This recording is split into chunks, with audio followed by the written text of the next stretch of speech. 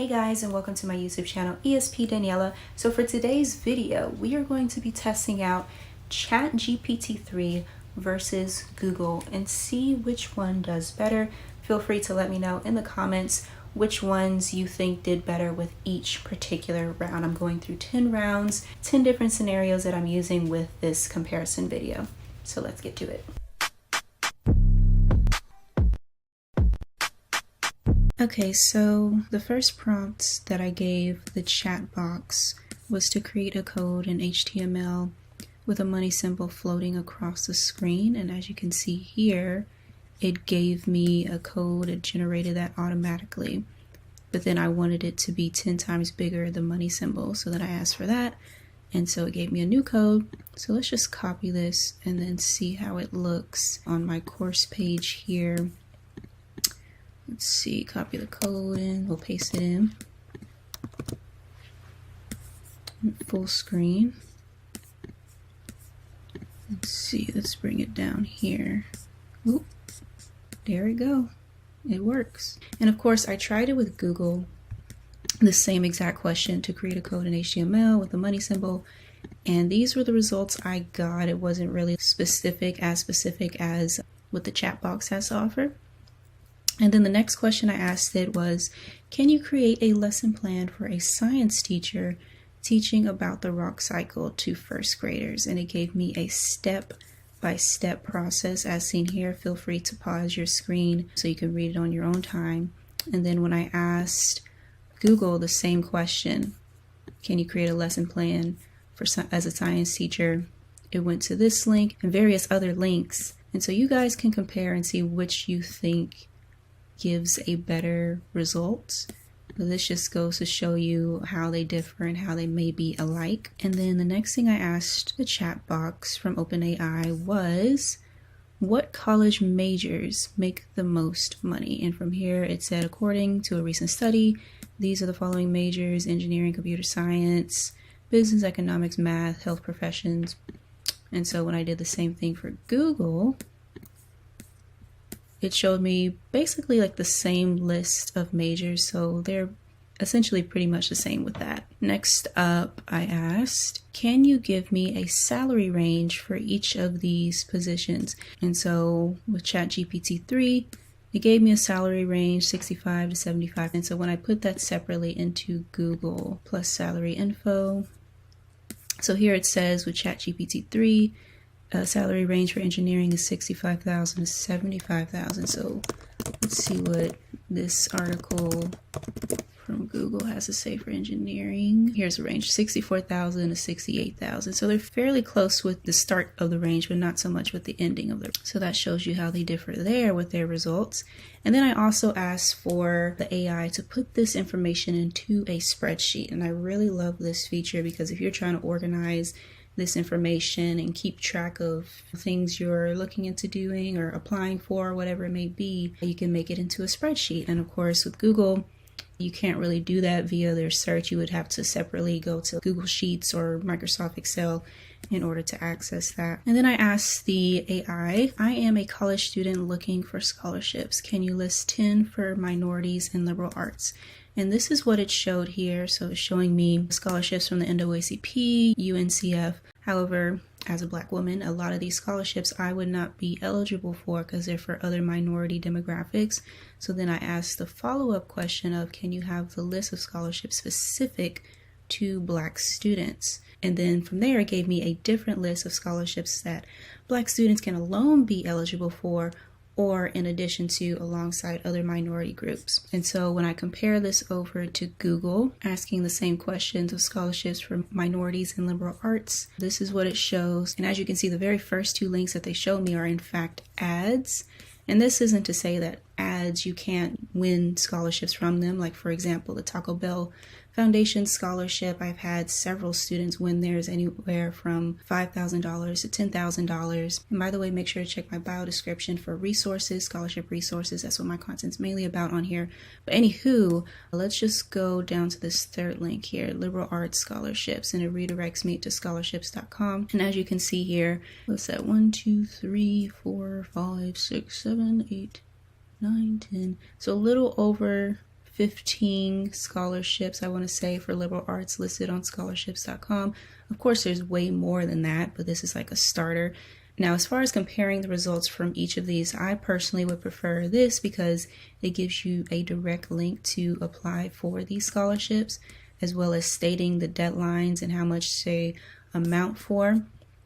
And of course, with the AI, you can ask for it to make this into a table, into a spreadsheet with deadlines. So I asked for it to do that, and it gave me deadlines. Now, these may or may not be the deadlines. Feel free to check and confirm on your own, because scholarship deadlines, they vary from year to year, so it's always prone to changing, but that's what it showed up for here. So moving on, the next question I wanted to ask the AI was, I'm stuck between choosing engineering or journalism as a major in college.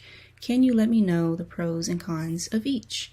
So here's what it showed. It started off with the pros of engineering, followed by its cons, and then also the pros of journalism and its cons. So it gives you a pretty good rundown of the differences between each pros and cons. Like, for example, it says engineers often have good job prospects and can earn high salaries. That's a pro of it. And then a con for like journalism. The journalism industry is facing many challenges, including declining revenues and job cuts. And for those who don't know, I majored in broadcast journalism. Yes, unfortunately, that is the case for the industry. So if I were to compare the results this time with Google of engineering versus journalism, first, it gives me this, and this is like a forum type of website where people give their honest opinions or fact-based answers relating to certain subjects. And then it recommends video content to learn from. And so the main difference between ChatGPT 3 versus searching for the same question with Google,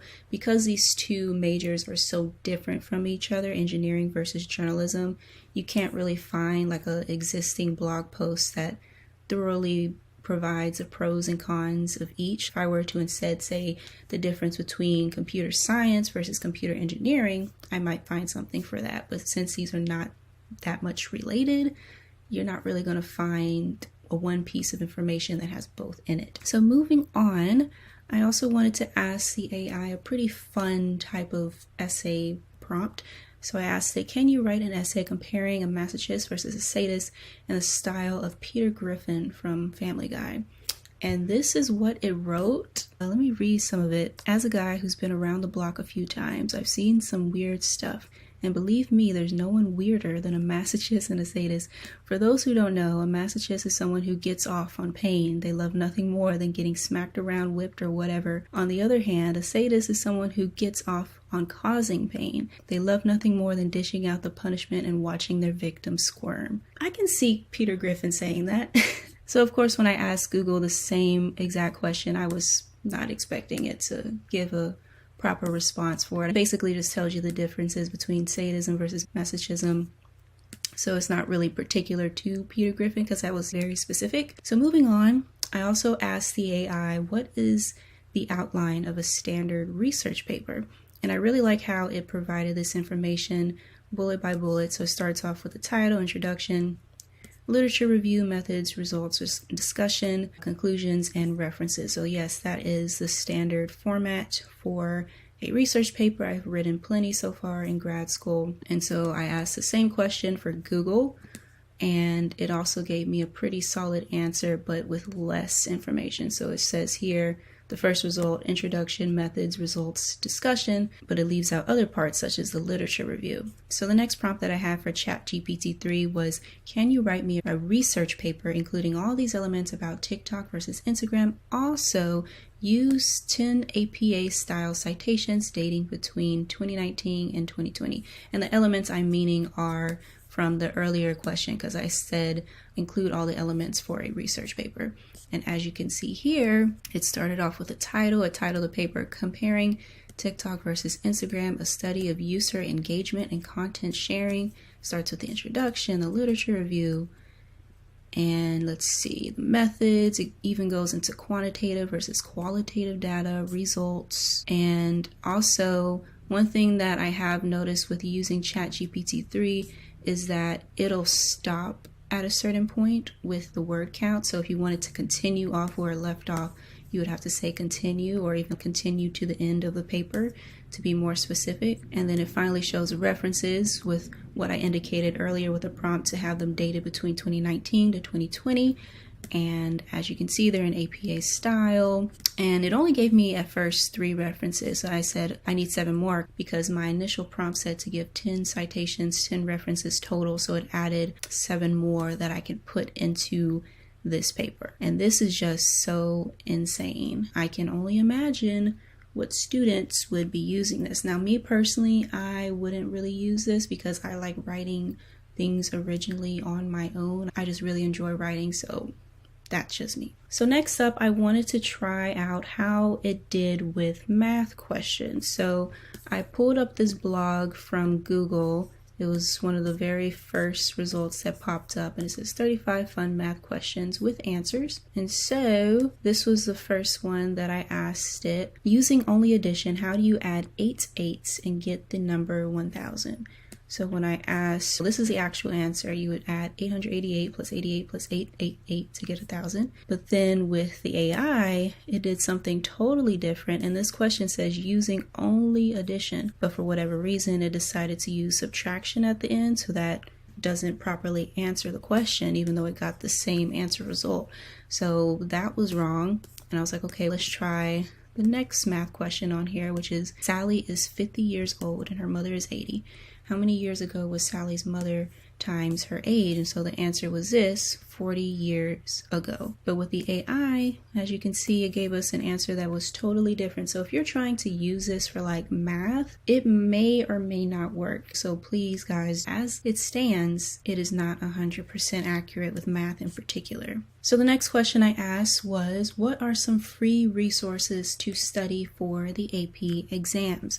And this is what it showed me. So it recommended College Boards, resources, Khan Academy, AP Central, and of course using your teacher and their resources. And then when I went to Google asking the same question of free resources to study for AP exams, the very first result that it showed me was, of course, an ad, a Google ad.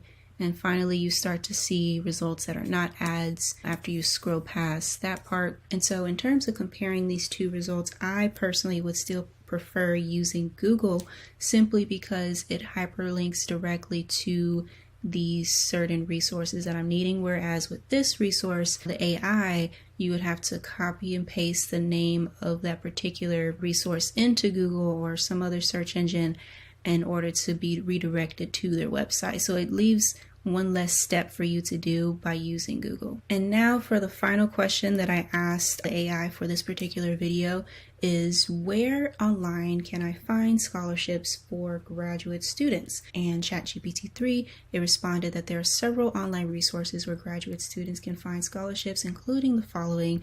So it doesn't really show you like a list of websites particular for finding grad school scholarships. Like I know personally that some websites you can use are like ProFellow and gograd.org. So it's not really giving you that, but it does give pretty helpful information that you can look from professional organizations and associations, which is really helpful because I personally won several scholarships for grad school from professional organizations. So yes, make sure you're looking into that resource if you're in grad school or even undergrad applying as a current college student, your freshman through senior year of college. And so then when I put that same question into Google for grad school scholarships, again, oh my gosh, the very first 4 links are all ads.